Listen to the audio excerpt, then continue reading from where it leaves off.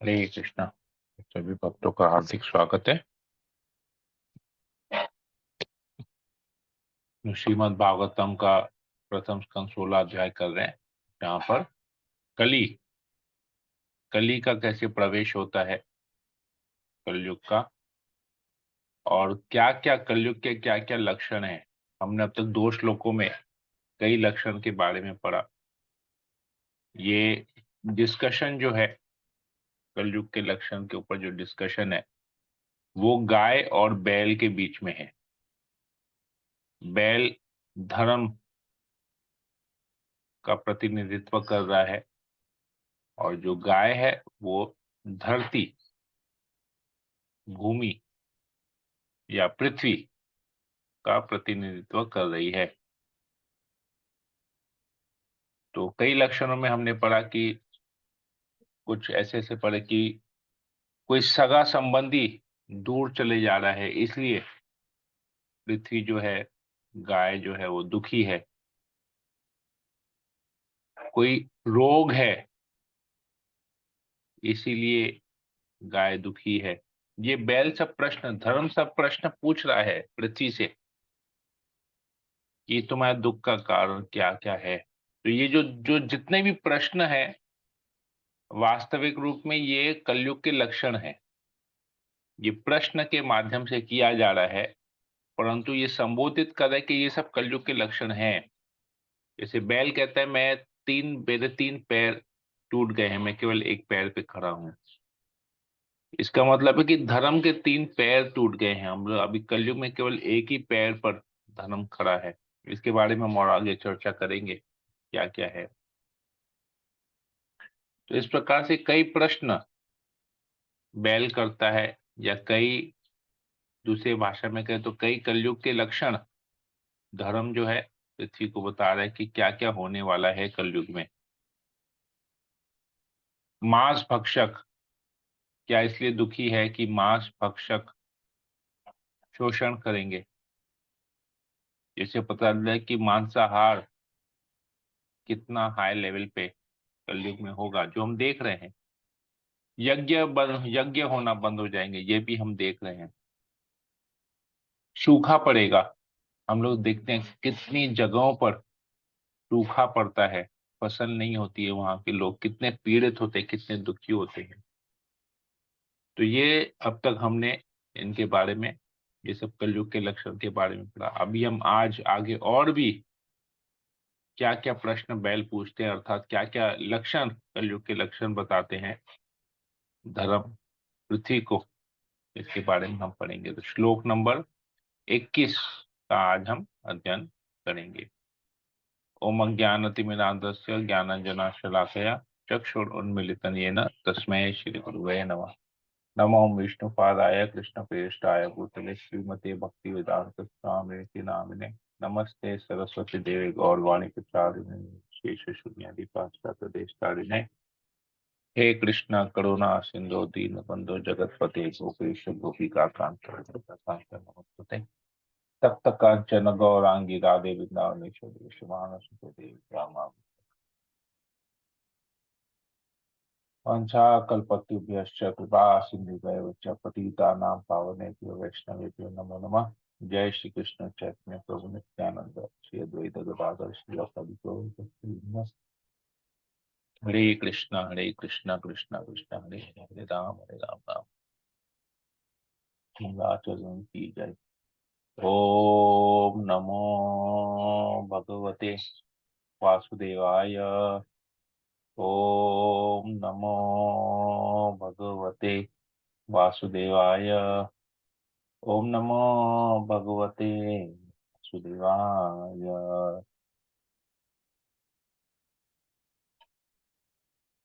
एक 1 मिनट में ज्वाइन कर रहा हूँ वापस।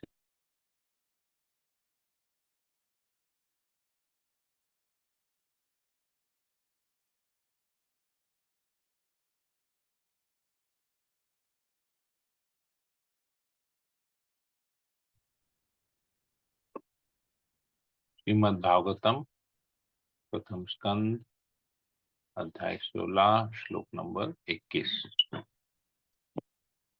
बैल गाय से क्या प्रश्न करता है, अर्थात धर्म पृथ्वी से और क्या प्रश्न करते हैं। क्या आपको उन दुखियारी स्त्रियों तथा बच्चों पर दया आ रही है जिन्हें चरित्रहीन पुरुषों द्वारा अकेले छोड़ दी गई हैं, अथवा आप इसलिए दुखी हैं कि ज्ञान की देवी अधर्म में रत ब्राह्मणों के हाथ में है, या यह आप देखकर दुखी हैं कि ब्राह्मणों ने उन राजकुलों का आश्रय ग्रहण कर लिया है जो ब्राह्मण संस्कृति का आदर नहीं करते। तो तीन बातें और यहाँ पर हम जानने को हमको मिलती है।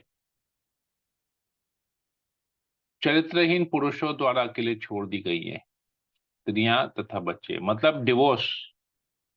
आप देखेंगे डाइवोर्स अभी कितना कॉमन है, लोग छोड़ देते हैं अपने पति पत्नी को, बच्चों को बेसहारा छोड़ देते हैं। डाइवोर्स कितना कॉमन हो गया है।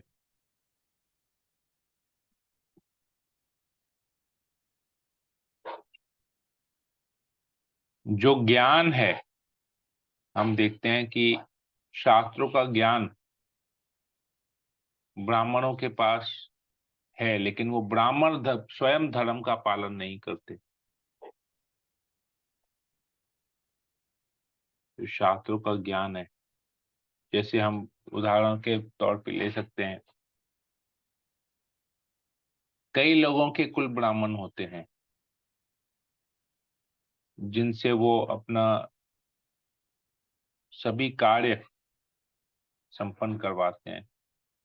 जैसे बच्चों के, जैसे किसी के घर में बच्चे का जन्म होता है तो उनकी जन्म पत्री बनाना, कुंडली बनाना, उनका नामकरण करना, और भी कुछ संस्कार होते हैं वो करना, जनेऊ का संस्कार करवाना, विवाह करवाना और अंतिम संस्कार करवाना, ये जो मुख्य मुख्य संस्कार होते हैं। तो ये जो ब्राह्मण आके करते हैं, या उनके घर में कोई यज्ञ होता है, कोई पूजा होती है, कोई हवन होता है, तो उसमें जो ब्राह्मण आते हैं वो ब्राह्मण अधर्म में रहते हैं, मतलब धर्म का पूर्ण रूप से पालन नहीं। क्यों? क्योंकि हम देखते हैं कि वो केवल धन के लिए अपना स्वयं अपना बता देते हैं कि हम इतना पैसा लेंगे, पैसे के साथ ये लेंगे भाई, धोती कुर्ता का इतना कपड़ा लेंगे, चप्पल लेंगे, ऐसा लेंगे, वैसा लेंगे, ये लेंगे, वो लेंगे, सोना लेंगे, चांदी लेंगे, ये सब डिमांड करते हैं। देखेंगे सभी वक्तों के साथ ऐसा न ऐसा एक एक्सपीरियंस इंसिडेंट ऐसा हुआ होगा जहां पर ब्राह्मण डिमांड करते हैं। और फिर खाते पीते अलग हैं, कुछ कुछ जातियों में, कुछ कुछ में मैं देखता हूँ कि वहां पर जो तथाकथित ब्राह्मण हैं जो पूजा पाठ यज्ञ कराते हैं वो मांस भी खाते हैं, शराब भी पीते हैं, सिगरेट भी पीते हैं, पान इत्यादि सब कुछ खाते पीते हैं, और ब्राह्मण का कार्य पूजा पाठ इत्यादि कर रहे हैं। तो ये अधर्म है। ऐसे ब्राह्मणों को सारा ज्ञान दिया गया है। तो ये हम देख रहे हैं कि इस प्रकार के ब्राह्मण हैं अभी, तथाकथित ब्राह्मण हैं जो कि अधर्म के मार्ग पर चलते हैं, परंतु अपने आप को ब्राह्मण कहते हैं। और कुछ कुछ ऐसे ब्राह्मण हैं जिन्होंने राजकुलों का आश्रय ग्रहण किया है। राजकुलों का आश्रय ग्रहण का मतलब केवल अपने यजमान के पैसे पे, धन पे वो लोग जी रहे हैं। क्या ज्ञान देना चाहिए, क्या नहीं देना चाहिए, क्या सही है क्या गलत है, वो नहीं बताते उनको। वो लोग जैसा चाहते हैं वैसा ये लोग करते हैं, मतलब यजमान जैसा चाहते हैं ब्राह्मण वैसा करता है। तो ये ब्राह्मण संस्कृति का आदर नहीं हुआ। इनफैक्ट जो यजमान को, ब्राह्मण की बात माननी चाहिए, ब्राह्मण जो कहे यजमान को करना चाहिए, परंतु हम देखते हैं कि यजमान जो करवाते हैं ब्राह्मण वही करते हैं। तो ये तीन चीज हम और देख रहे हैं यहाँ पर। आगे 22 नंबर श्लोक। अब तथाकथित प्रशासक इस कलयुग के प्रभाव से मोहग्रस्त हो गए हैं और इस तरह उन्होंने राज्य के सारे मामलों को अस्त व्यस्त कर रखा है। क्या आप इस कुव्यवस्था के लिए शोक कर रही हैं? अब सामान्य जनता खाने पीने सोने तथा सहवास के विधि विधानों का पालन नहीं कर रही है और वह सारे कार्य कहीं भी और कैसे भी करने के लिए सन्नद्ध रहती है। क्या आप इस कारण में से अप्रसन्न हैं? तो दो बातें और यहाँ पर धर्म बता रहा है कि जो प्रशासक हैं, जो एडमिनिस्ट्रेशन है, वो सारे मामलों को अस्त व्यस्त करके रखा है, मतलब उल्टा पुल्टा करके रखा है। कोई भी चीज का यहाँ पर प्रॉपर अरेंजमेंट नहीं है। प्रॉपर अरेंजमेंट नहीं है मतलब लैक ऑफ बेसिक फैसिलिटीज। जैसे हम जानते हैं कि कुछ वर्ष पहले तक कैलकाटा में इलेक्ट्रिसिटी का बहुत प्रॉब्लम हुआ करता था। दो दो तीन तीन चार चार पांच पांच घंटे लाइट नहीं हुआ करती थी।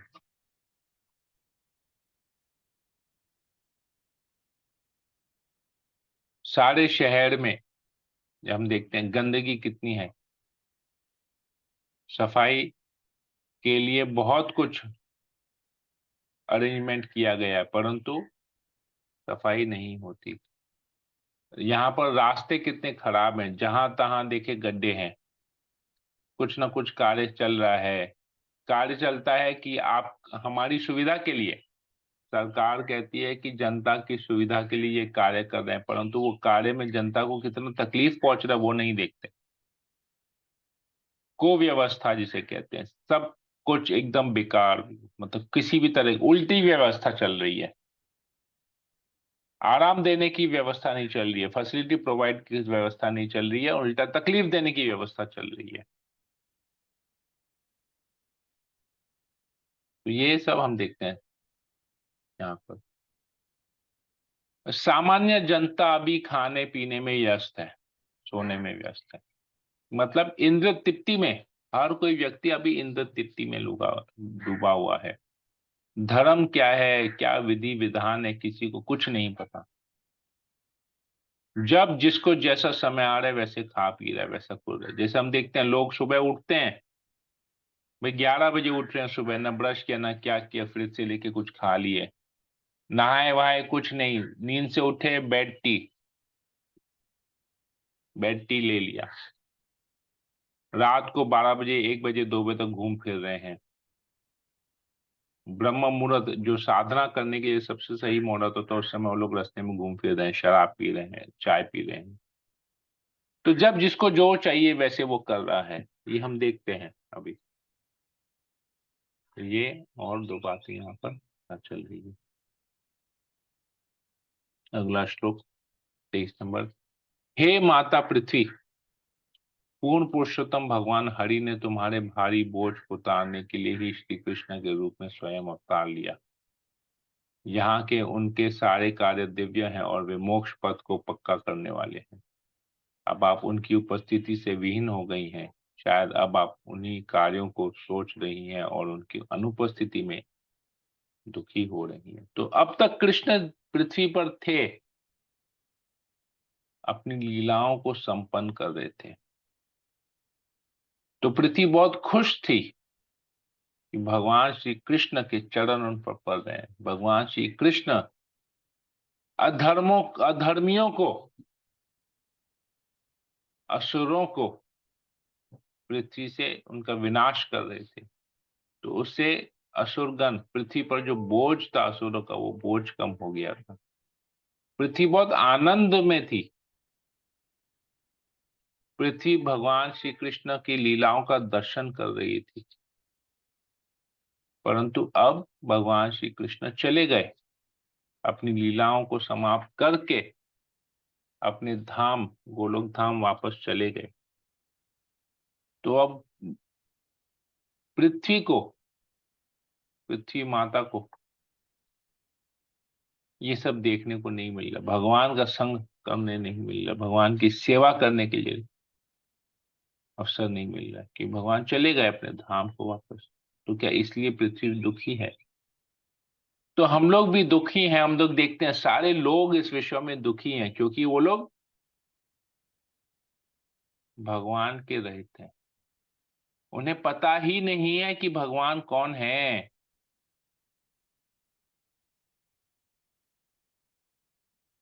पता ही नहीं है तो भक्ति नहीं, जो पता ही नहीं कि भगवान कौन है तो भक्ति कैसे करेंगे, किसकी करेंगे। तो सभी लोग देखेंगे, हम अपने अपने चारों तरफ हम देखेंगे, कोई कितना भी पूजा पाठ कर ले वो दुखी ही है। कितना भी कुछ कर ले, कितना भी योगाभ्यास कर ले, परंतु वो दुखी है, रोगग्रस्त है। क्यों? क्योंकि वो भगवान की भक्ति नहीं कर, जानता ही नहीं है भगवान कौन है। तो किसकी भक्ति करनी चाहिए वो कैसे पता चलेगा। तो ये कलयुग का एक और लक्षण हमको यहाँ पर पता चल रहा है, भगवान की अनुपस्थिति और भगवान की उपस्थिति। तो भगवान, भक्त हमेशा भगवान की उपस्थिति को महसूस करता है। कैसे? वो हरिनाम जप करता है, जप के माध्यम से वो भगवान की उपस्थिति को महसूस करता है। अर्च विग्रह की सेवा करके वो भगवान की उपस्थिति को महसूस करता है। गीता भागवत पढ़ के, ग्रंथों को पढ़ के वो भगवान की उपस्थिति का जो है महसूस करता है। प्रचार करके वो भगवान की उपस्थिति को महसूस करता है। भक्तों का संग करके भगवान की उपस्थिति को महसूस करता है। परंतु जो ये सब कार्य नहीं करते हैं उनके लिए तो भगवान है ही नहीं, अनुपस्थित है, भगवान है ही नहीं। तो वो हमेशा इंद्र तिट्टी में लगे रहते हैं ये सोच के कि मुझे सुख मिलेगा, परंतु उसके साथ दुख ही मिलता है। सुख क्षणिक होता है, क्षण भर का सुख होता है, परंतु दुख का समय बहुत ज्यादा होता है। तो ये हम देखते हैं, महसूस भी किया होगा हमने। तात्पर्य में प्रभुपाद जी लिखते हैं, भगवान के कार्यों में मोक्ष सम्मिलित है, किंतु वे किसी निर्वाण या मोक्ष से प्राप्त होने वाले आनंद से अधिक आनंददायी है।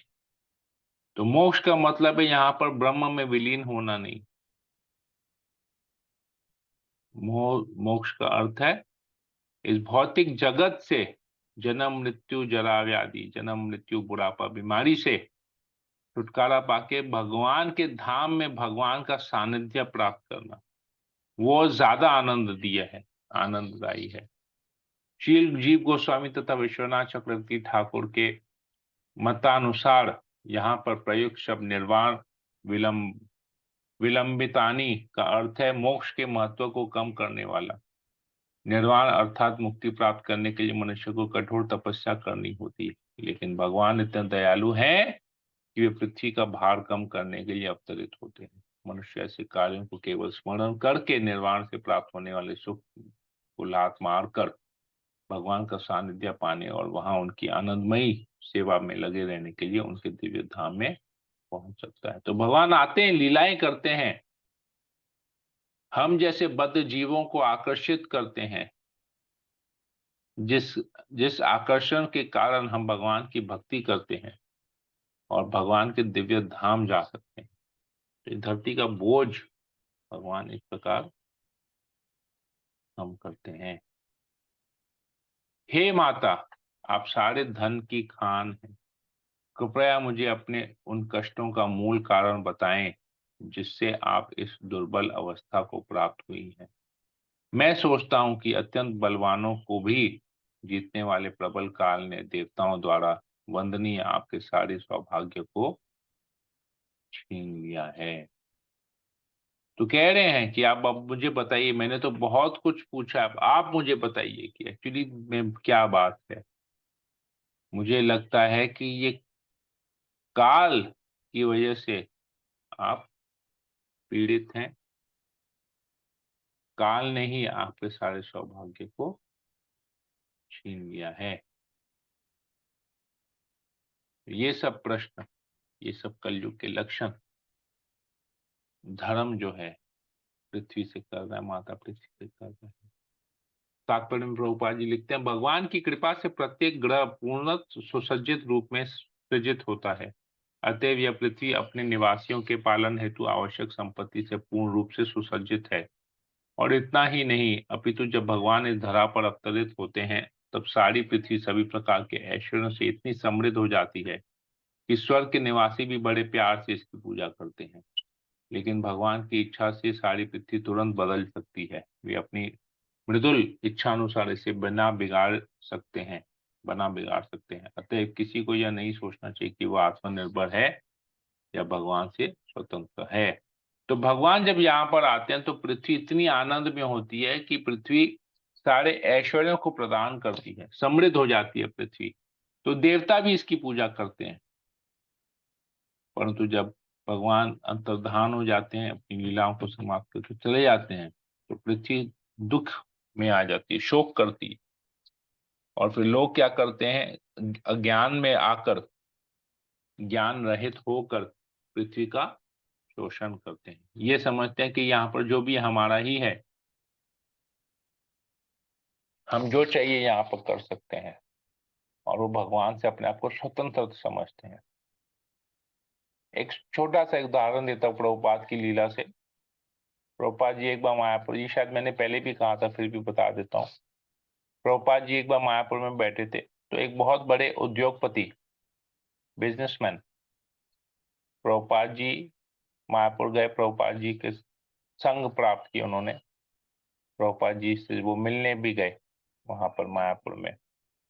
तो प्रभुपाद के जो शिष्य थे, जिन्होंने, वो डोनर भी थे इस्कॉन के, वो दान भी देते थे, तो उनको मायापुर के लिए इनविटेशन दिया गया था, वो मायापुर आए थे। तो जो शिष्य, प्रभुपाद के जो शिष्य उस डोनर को देखते थे, तो उन्होंने प्रभुपाद से उनका मीटिंग करवाया। प्रभुपाद का दर्शन करने आए, प्रभुपाद जी से कुछ बातें करने, प्रभुपाद जी से आशीर्वाद लेने वो आए। वो डोनर, तो वो शिष्य लेके आया और प्रभुपाद के उनका इंट्रोडक्शन देने लगा प्रभुपाद को, कि प्रभुपाद को कहा कि देखिए ये डोनर हैं, ये ऐसे हैं, इनका इस प्रकार का, इनका शीशे का, कांच का बिजनेस है, और ये प्रतिवर्ष हर फेस्टिवल में इतना वो दान देते हैं। तो ये चीज यहाँ पर प्रभुपाद को वो बता रहे थे, शिष्य उस डोनर का इंट्रोडक्शन प्रभुपाद जी को दे रहे थे। तो प्रभुपाद जी ने कहा कि तुम बहुत बड़े चोर हो। तो वो उद्योगपति है, थोड़ा सा अनईजी फील किया कि प्रभुपाद मुझे चोर बता रहे, मैं तो इतना दान देता हूं। तो प्रभुपाद बोले, आपके शीशे की फैक्ट्री है, आप शीशा बनाते हैं, ग्लास बनाते हैं, तो ये शीशा का जो रॉ मटेरियल है वो किस चीज से बनता है? तो बोलता है वो बालू से बनता है। जो बालू होता है, आपको सबको पता होगा, बालू मिट्टी जो कहते हैं, उससे बनता है, रेत से रेत से बनता है। तो प्रभुपाद जी पूछते हैं, हाँ, बोलते हैं हाँ रेत से बनता है। अब ये रेत कहाँ से आता है? ये रेत आपको सप्लाई कौन करता है? तो उस व्यक्ति ने कहा, रेत तो हमको कोई सप्लाई नहीं करता, रेत तो इतना भरा पड़ा है पृथ्वी में, रेगिस्तान में जाएंगे वहां रेत ही रेत है, तो मैं केवल वहां से सारा रेत ले लेता हूँ और उसमें उससे ग्लास बनाता हूँ और उसको बेचता हूँ। तो बोले, आप भगवान की चीज को चुरा रहे हैं, ये रेत आपकी नहीं है, ये रेत भगवान की दी हुई है, पृथ्वी की दी हुई है। तो बदले में आप सारा रेत ले रहे हैं, इतना सारा रेत ले रहे हैं, इतना सारा ग्लास बना रहे हैं, इतना बड़ा बिजनेस कर रहे हैं, इतना लाभ कर रहे हैं, उसमें से केवल आप इतना छोटा सा अंश दे रहे हैं। तो आप जितने बड़े उद्योगपति, आप उतने बड़े चोर भी हैं। तो ये मत सोचिए कि आप केवल बड़े बिजनेसमैन हैं, बड़े उद्योगपति, आप बड़े चोर भी हैं, क्योंकि आप भगवान की संपत्ति को छीन के अपना लाभ करके, अपना प्रॉफिट करके, केवल उसमें से कुछ एक अंश भगवान को आप दे रहे हैं। सब कुछ आपको भगवान को दे देना चाहिए, क्योंकि आप सब कुछ भगवान से ले रहे हैं। तो यही चीज यहां पर बता रहे हैं कि आत्मनिर्भर है, सोचते हैं कि आत्मनिर्भर है और भगवान से स्वतंत्र है, आत्मनिर्भर नहीं है। भगवान की दी हुई चीज को ही हम ले रहे हैं और भगवान को बदले में कुछ नहीं दे रहे। तो भगवान को जो भी चाहिए भगवान इच्छानुसार बिना बना भी सकते हैं, बिगाड़ भी सकते हैं। हमें ये हमेशा ध्यान देना चाहिए कि भगवान की दी हुई संपत्ति को हमको शोषण नहीं करना चाहिए। भगवान की दी हुई संपत्ति को किस प्रकार भगवान की सेवा में लगाया जाए, ये हमको हमेशा ध्यान रखना चाहिए। हरे कृष्णा। तो अब पृथ्वी देवी, माता पृथ्वी, गौ माता क्या उत्तर देती है, ये आएगा अगले श्लोक में। तो हम इसके बारे में फिर कल चर्चा करेंगे। हरे कृष्णा। तो किसी भक्त को कोई प्रश्न हो, कोई कमेंट हो, तो आप लोग पूछ सकते हैं यहाँ पर।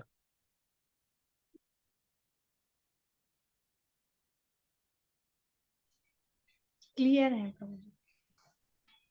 माशाल्लाह, क्लियर है, बहुत बहुत धन्यवाद। और किसी को कुछ पूछना है?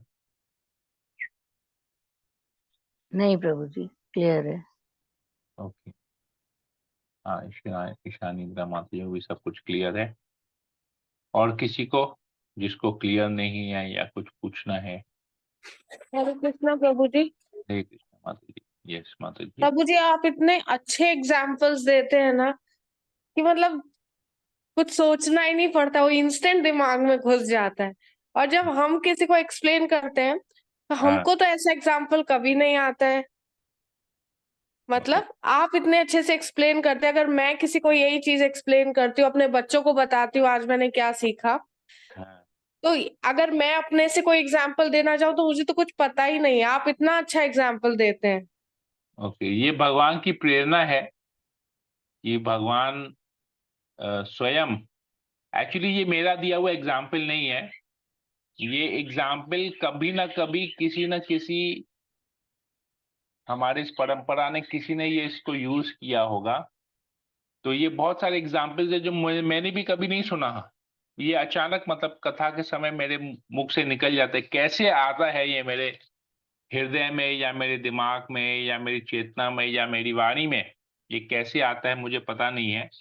क्योंकि कई बार मैं भी हैरान हो जाता हूँ, मैं भी सोचता अरे यार ये एग्जाम्पल कहाँ से आया, ये मैंने एग्जाम्पल दे तो दिया, तुरंत दिमाग में आया, स्पॉन्टेनियस आता है और मैं दे देता हूँ, तो मुझे भी नहीं रहता है। फिर मैंने एक लेक्चर में सुना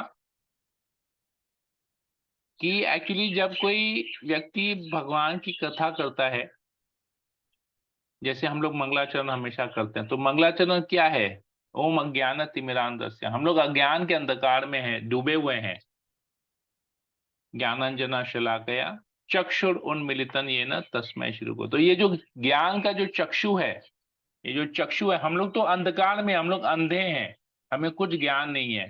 तो ये जो ज्ञान का चक्षु है, ये जो रोशनी जो हमको मिल रही है, जो हम दे पा रहे हैं, ये गुरु की कृपा से हमको मिल रही है, भगवान की कृपा से मिल रही है। तो जो भी उदाहरण मैं देता हूँ स्पॉन्टेनियस आता है, जो भी जैसा भी उस समय मुझे याद आता है, या कभी मैंने सुना नहीं पर फिर भी बोल देते हैं, तो ये भगवान की कृपा ही है, गुरु की कृपा है। इसमें मेरा कोई श्रेय नहीं है, मतलब मेरा कोई क्रेडिट मुझे नहीं जाता है। ये क्रेडिट भगवान को जाता है, गुरु को जाता है, परंपरा को जाता है, प्रभुपाद जी को जाता है। क्योंकि ये उनकी कृपा से ही हम बोल पा रहे हैं, नहीं तो संभव नहीं है। तो इसलिए कहते हैं कि शास्त्रों पर निर्भर होना, प्रभुपाद की टीकाओं को, प्रभुपाद के ग्रंथों को, जो उन प्रभुपाद ने जो ट्रांसलेट किया है, अनुवाद किया है, तात्पर्य लिखा है, उनके ग्रंथों को पढ़ना बहुत जरूरी है। कि हम पूर्ण पूर्ण रूप से उन पर ही निर्भर है, हम आत्मनिर्भर नहीं है। मैं तो आत्मनिर्भर नहीं हूं, मैं तो पूर्ण रूप से प्रभुपाद के ऊपर ही निर्भर हूं कि वो जो बोलते हैं, जो लिखते हैं, केवल हम उन्हीं को ही पढ़ते हैं। हमको इधर उधर का पढ़ने का जरूरत नहीं है। तो ये प्रभुपाद की कृपा से ही अपने आप उदाहरण आते हैं। तो nothing, it doesn't, the credit doesn't belong to me, the credit belongs to Prabhupada. ठीक है, थैंक यू माता जी। तो एग्जाम्पल्स आप लोग को अच्छा लग रहा है तो मेरे लिए भी बहुत अच्छा है। मतलब मुझे प्रभुपाद की कृपा मिल रही है, गुरु की कृपा मिल रही है, भगवान की कृपा मिल रही है। तो वही कृपा, मैं केवल एक निमित्त मात्र बना हूं जो आप लोग को उसी कृपा को दे पा रहा हूँ। बहुत बहुत धन्यवाद माता जी। ओके, और किसी को कुछ पूछना है? नहीं प्रभु जी, क्लियर है प्रभु जी। नो प्रभु। ओके, विनीत मंडल क्रू।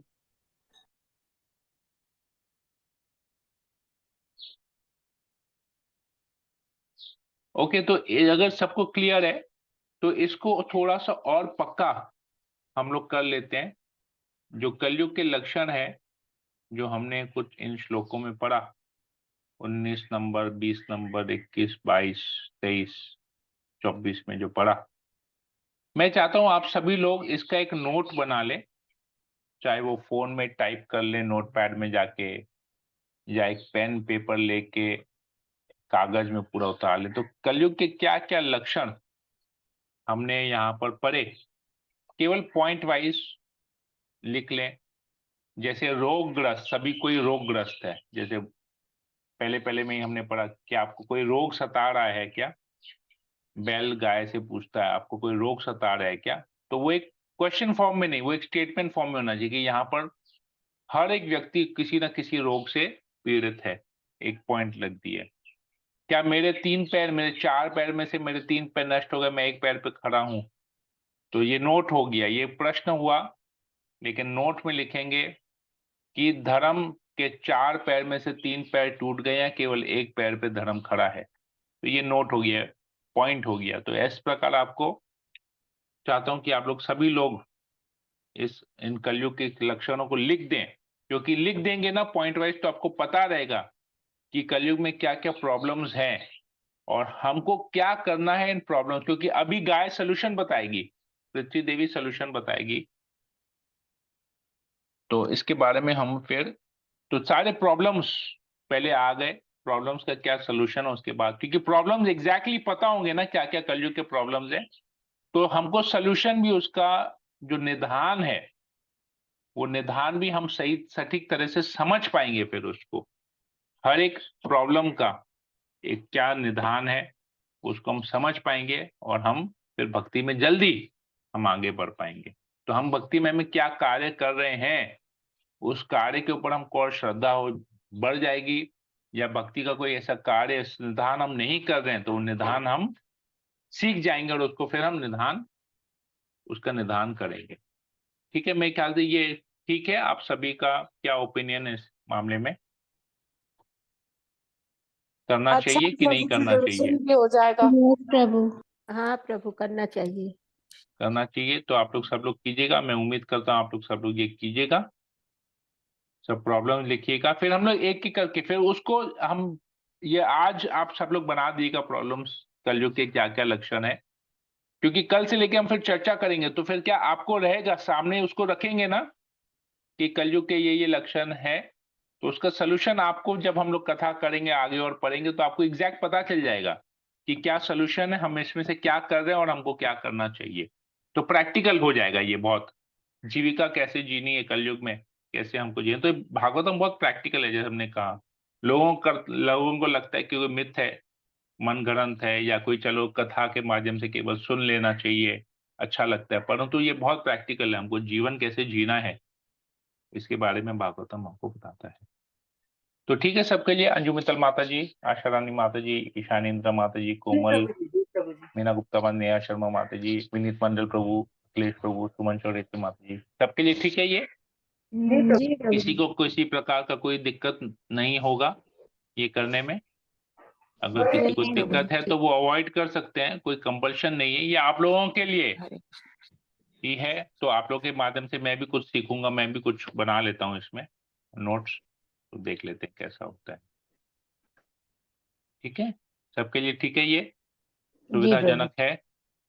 ओके, जी प्रभु जी। ठीक है, चलिए, बहुत बहुत अच्छा, तो बहुत बहुत धन्यवाद। तो हम सेशन को यहीं पर ही एंड करते हैं, मैं इसका रिकॉर्डिंग फिर से डाल दूंगा, तो अगर किसी को फिर दोबारा, जैसे मैंने देखा कल, वो गीतू ने, मेरी जो कजिन सिस्टर है जोधपुर में, पूजा दरियानानी, उन्होंने बहुत सुंदर सुंदर कमेंट डाले कि वो लेक्चर सुन के उनको क्या फील होता है, क्योंकि वो लास्ट 3-4 दिन से, क्योंकि उनको सुबह बहुत ज्यादा कार्य रहता है घर में, तो अटेंड नहीं कर पा रही हैं, तो उन्होंने बहुत सुंदर उसमें लेक्चर सुन के कमेंट किया उसमें। तो आप लोगों ने किसी ने पढ़ा कि क्या क्या है? यहाँ तक इसे सोचिए, उन्होंने प्रश्नोत्तर को भी कितने सुंदर तरीके से उन्होंने प्रश्नोत्तर को भी किया। तो उन्होंने लिखा था कि लास्ट 3 सेशन वो अटेंड नहीं कर पाई, लेकिन उन्होंने कंटिन्यूस इसको सुना, रिकॉर्डिंग को कंटिन्यूस सुना, और काफी सारी क्वेरीज, मतलब काफी सारे प्रश्न अपने आप सुनते सुनते सॉल्व हो गए। मतलब उनको उत्तर मिल गया। इतने सारे प्रश्न थे उनके जीवन में जो अपने अपने अपने आप उनको ये केवल सुनते ही हो गया। जैसे कल माता जी ने, नेहा शर्मा माता जी ने प्रश्न किया था इंद्र पूजा, जब हम गोवर्धन पूजा के बारे में पढ़ते हैं कि उसमें इंद्र की पूजा कर रहे थे, यज्ञ कर रहे थे, इंद्रदेव वर्षा करते हैं। तो उधर कृष्ण ने मना किया, लेकिन हम यहाँ पर पढ़ रहे हैं कि यज्ञ करना चाहिए। यहाँ पर भागवतम में पढ़ते हैं कि यज्ञ करना चाहिए। तो क्या सही है क्या गलत है समझ में नहीं आया, कंफ्यूज है, करना चाहिए कि नहीं करना चाहिए। तो इसके बारे में कल हमने उदाहरण देके समझाया था, तो माता जी को बहुत अच्छा लगा। तो बोले कि धीरे धीरे हम जो भी एक्सप्लेनेशन कर रहे हैं उनका शुद्धिकरण हो रहा है। और फिर कोमल पंजाबी माता जी का भी एक प्रश्न था वेगान के ऊपर में, तो वो क्वेश्चन भी उन्होंने, उनको आंसर बहुत सही लगा वेगान और क्रिश्नेरियन के ऊपर में। और फिर जो लोग भक्त के रूप में संबोधित करते हैं, हरे कृष्णा बोलते हैं, तो बहुत सही है ये सब उन्होंने।